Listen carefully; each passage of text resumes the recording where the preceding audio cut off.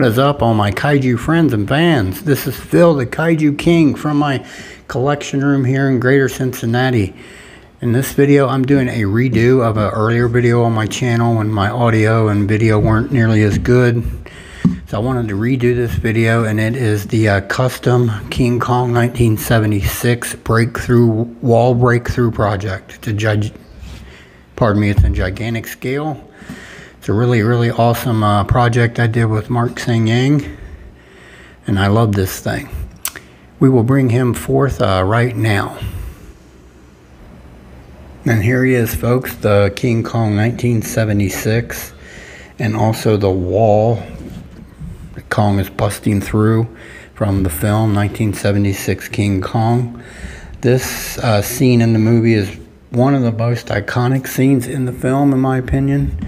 When he is chasing Dwan back to the wall, that he lost her to Jack in his battle with the giant boa, and he is not happy at all, and he's chasing them back, and when he gets to the wall, he pretty much destroys it and busts through. But little does he know that there's a trap laying right beyond the other side, and it leads to his doom. Unfortunately, in the film, when he's taken to New York and then ultimately killed on top of the Twin Towers in New York. But this scene when he busts the wall, to me, is one of the biggest, most epic scenes of this film. And this was a special project I contacted Mark about, and I said I want the wall and him breaking through the wall and Kong, and I wanted it in pretty big scale. And this Kong's roughly 18 inches tall. The wall is probably 24 inches tall. It's pretty big. But I asked him, can you manage, do you think you can do the wall and Kong, and him with his fist busting through the wall and a hole in the wall and the bolt broken and all that, and he did rather well with that. So we will look at these pieces. Well, I'll start with the wall, and then we'll go to Kong.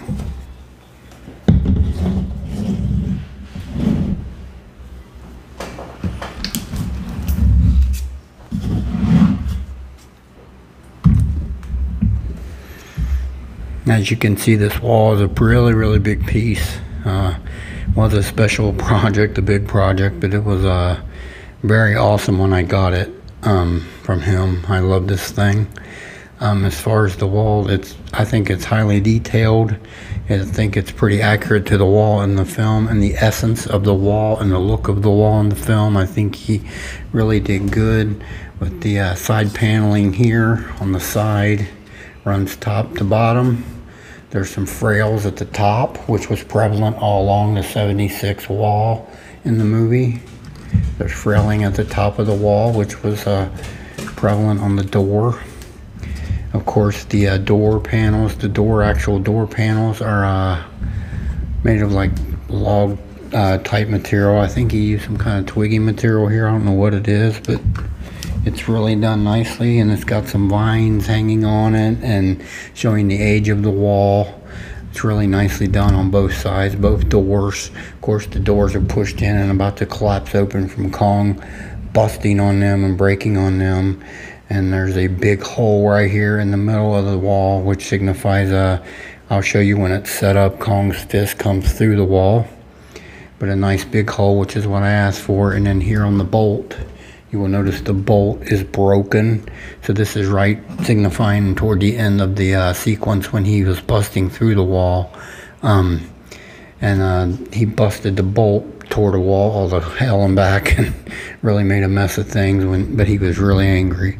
But the wall is nicely done on both sides. Like I said, these nice wooden paneling running down. It's really detailed. I recall all these elements in this wall being prevalent in the wall in the 76 film. Of course, on the other side, it's very similar. Paneling on the ends. The inner panels here. Of course, the inner wall is like the outer. Of course, the doors on the inner wall are pushing out toward the outer because Kong's trying to get to Dwan, but the whole thing is very nicely done. It's really cool how he did it. All of these look like little twigs or bamboo limbs that were used to build the doors of the wall, but he really captured the whole essence of that wall and that scene in which Kong is busting through. And really cool that I told him I wanted the door bolt broken, and indeed that's what he did to this thing. And it's really nice. The details are really nice on it. It is full of details and little nuances that capture the 76 Skull Island wall, in which Kong obliterated in the film. It's pretty cool how he really mangled the hell out of the wall. In 33, basically all he did was push it open. With his strength, he forced it open, broke the bolt, and pushed it open. But in 70, and that was in 33, he just basically forced the wall open by breaching the bolt, and all the natives and the folks from the ship were all trying to hold it closed, but he pushed it open. But in 76, he destroys the doors to the wall. He absolutely destroys them. And I like the fact when he first goes up to the wall, he's beating on the big parts, thick parts of the wall, and just little frayed pieces are falling off. Then when he makes it over to the doors, they're really banging and moving every time he hits them, and he's really mad. I love how he's screaming in anger and rearing back and just beating the hell out of the wall. So it's a really nicely done piece. This wall piece is as impressive as the Kong figure that goes with it. Alright, we will look at Kong right now. Alright everybody, here's the Kong 76 that goes with the wall. It's really nicely done, nice sculpting and everything. Mark did a good job. Nice detailed feet on Kong. Nicely sculpted toes, and toenails even are sculpted nicely well. Very nicely done. Nice big thick legs signifying the 76 Kong. He was a pretty muscular Kong. Nice sculpting of the hair, the fur on Kong in this sculpt. Same with the back of the legs. He's broad and widened out. His stance is widened out, as in attack mode. He's attacking the wall. Fur nicely sculpted on his back of his legs. Very nicely done. He has a big, broad back with some muscular definition there, prevalent. Nice sculpting, of course, on the hair as well on his back. He's a really nicely done figure. His left arm is cocked back like this, as in ready to strike the wall, which is what I told Mark. I said have one fist punching through the wall and the other one reared back, getting ready to strike. So this was what this signifies, is he's getting ready to strike the wall again. And of course his right arm is fully extended out like that, and it goes through the hole in the wall, and I will set that up here momentarily. And his chest is of course the signature black bear, shiny black bear chest, no hair on his chest and abdomen just like in the movie, but it's really nicely sculpted.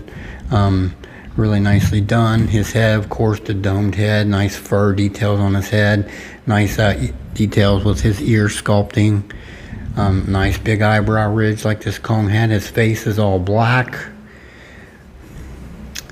His fur on his body mostly is all black with some brown highlights. There are brown highlights in the fur, which is really cool, nicely done. But he has a big wide eyebrow ridge, big wide nose. His eyes are very nicely done. They are black pupils and like almost auburn colored eyes. A little bit of white in there, but mostly those two colors, because that's how his eyes were in the movie. Black pupils with like an auburnish colored eye. Really cool. And then his mouth is nicely done, teeth individually sculpted, upper lower jaws. His tongue is nicely sculpted too. It's sculpted in there, very nicely done. Pinkish tongue, pinkish inner mouth. His eyes, though, are really cool. They are really nice. Mark's gotten really good at doing the eyes since I first started working with him 2 years ago. He really does a good job on the eyes of the figures now. It brings them to life. Very much improved on the eye sculpting. But this whole thing is really nicely done from its head to its feet. Nice sculpting details with the fur, with the Kong's size and mass and proportions. I think are pretty accurate. And I love this thing. It's really nicely done sculpt. I will bring the wall over and you will see how this works.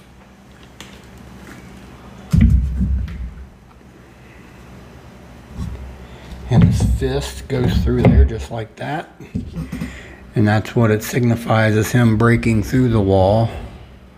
It sticks out there quite a bit past the wall, breaching the wall.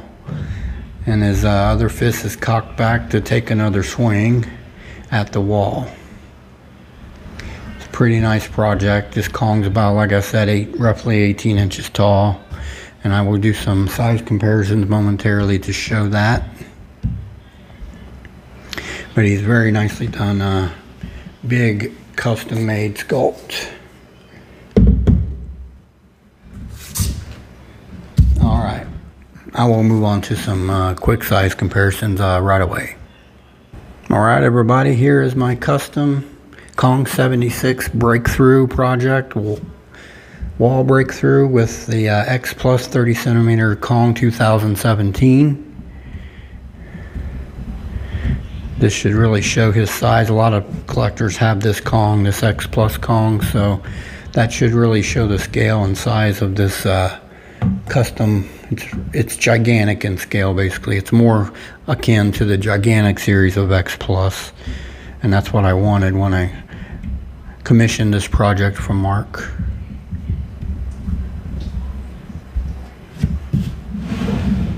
All right. We will go on to another size comparison right away. Alright everybody, I'm back. I've got the X Plus Gigantic Godzilla 1962 with my 76 Gigantic Kong. I've got 3 bigger size 76 Kongs, but this is the biggest one I have to date of the 76.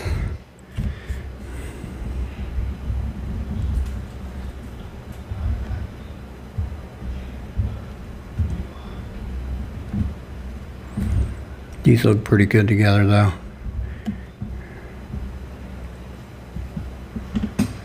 Alright, we'll go on to another quick size comparison right now.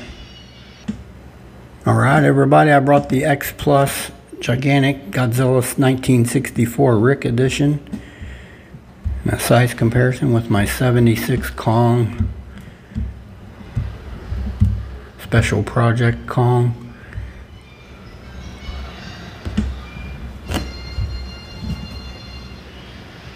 They look pretty cool together, if I do say so myself. Alright, we'll do a couple more size comparisons right now. Alright everybody, here is my custom Gigantic Godzilla 1984, holding the reactor core and feeding off of it like from the film, with my custom Kong 76.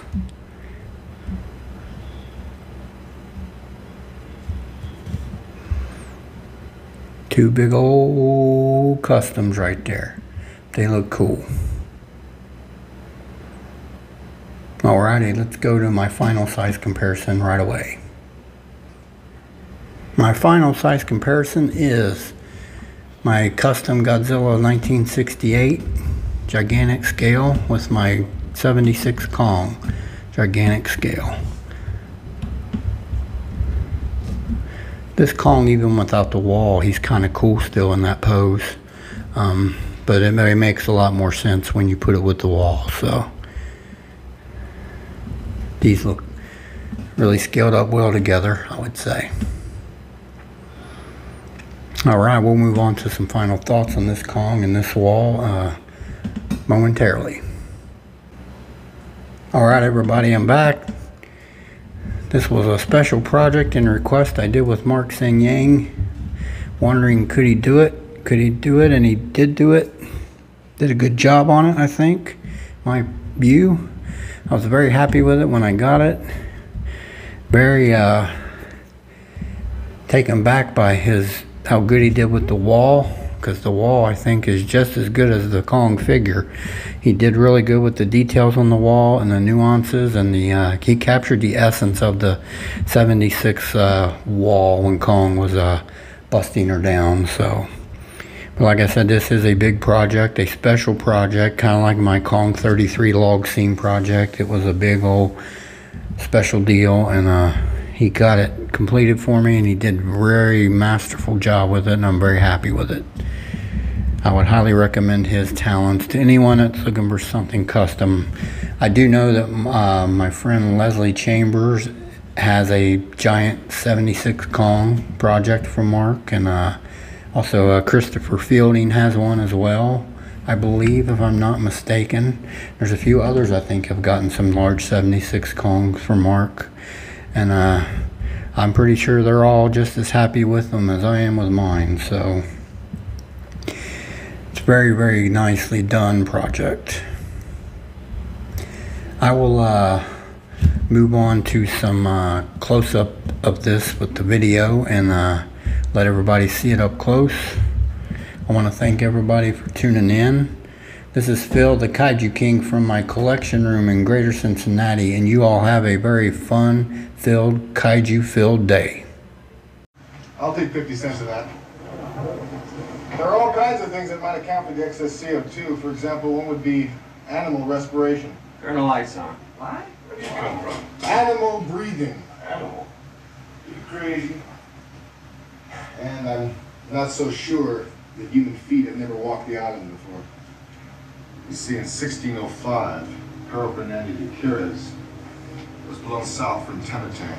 He wrote in his log of piercing the white veil, that's obviously the cloud bank, and landing on the beach of the skull, where he heard the roar of the greatest beast. The rest of that log entry, unfortunately, was suppressed by the Holy Office in Rome. Who are you? In 1749, a waterlogged lifeboat was found in the same area. It was empty, but drawn in blood on the thwart was a likeness of some huge, slouchy, humanoid thing, and this strange warning: from thy wedding with the creature who touches heaven, Lady, God preserve thee.